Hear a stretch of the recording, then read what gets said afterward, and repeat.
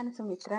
ಇವತ್ತಿನ ವಿಡಿಯೋದಲ್ಲಿ ಡೆಲಿವರಿಯ ನಂತರ ಬರುವಂಥ ಬೆನ್ನು ನೋವಿನ ಆ, ಕೆಲವೊಂದು ಪರಿಹಾರಗಳು ಏನೆಲ್ಲ ಅಂತ ಇವತ್ತಿನ ವಿಡಿಯೋದಲ್ಲಿ ಹೇಳ್ತಾ ಇದ್ದೇನೆ.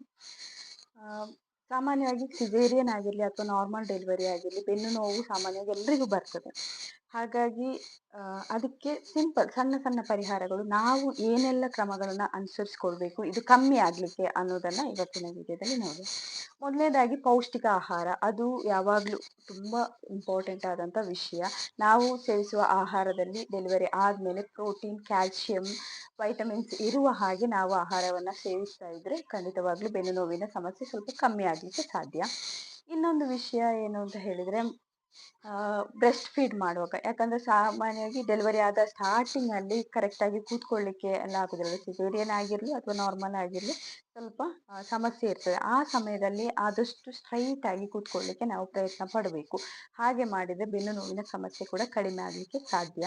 ಇನ್ನೊಂದು ಮಲಗುವಾಗ ಸರಿಯಾದ ಪೋಸ್ಚರಲ್ಲಿ ಮಲಗಬೇಕು. ಸ್ಟಾರ್ಟಿಂಗಲ್ಲಿ ಸಾಧ್ಯ ಆಗದಿದ್ದರೂ ಒಂದು 3-4 ತಿಂಗಳ ನಂತರ ನಮಗೆ ಕರೆಕ್ಟಾಗಿ ಮಲಗಲಿಕ್ಕೆ ಸಾಧ್ಯ ಆಗ್ತದೆ. ಆ ಟೈಮಲ್ಲಿ ಹೆಚ್ಚಾಗಿ ಎತ್ತರದ ತಲೆದಿಂಬುಗಳನ್ನೆಲ್ಲ ಉಪಯೋಗಿಸದೆ ಫ್ಲ್ಯಾಟ್ ಆಗಿರುವಂತಹ ತಲೆದಿಂಬುಗಳನ್ನೆಲ್ಲ ಉಪಯೋಗಿಸಿ ಮಲಗೋದ್ರಿಂದ ಆ ಪೊಸಿಷನ್ ಕರೆಕ್ಟ್ ಆಗಿದ್ದಾಗ ನಮಗೆ ಬೆನ್ನು ನೋವಿನ ಸಮಸ್ಯೆ ಸ್ವಲ್ಪ ಕಮ್ಮಿ ಆಗಲಿಕ್ಕೆ ಸಾಧ್ಯ. ಇನ್ನೊಂದು ವಿಷಯ ಏನು ಅಂತ ಹೇಳಿದರೆ, ಪ್ರೆಗ್ನೆನ್ಸಿ ಇರುವಾಗ ಕೆಲವರು ಓವರ್ ಆಗಿ ವೆಯ್ಟ್ ಗೇನ್ ಆಗ್ತದೆ.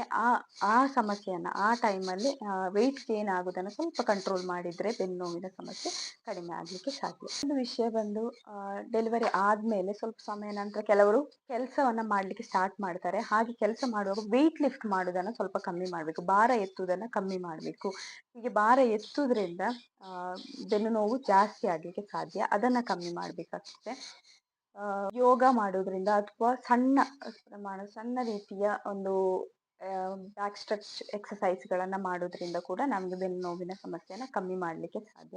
ಮತ್ತು ಕೆಲವರಿಗೆ ಇನ್ಸ್ಟೆಂಟಾಗಿ ನೋವಿದ್ದವರಿಗೆ ಇನ್ಸ್ಟೆಂಟಾಗಿ ಕಮ್ಮಿ ಆಗಬೇಕು ಅಂತ ಹೇಳಿದರೆ, ಬೆನ್ನಿಗೆ ಬಿಸಿ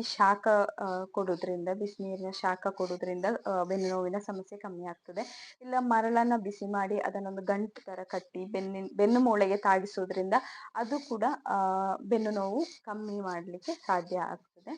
ಮತ್ತು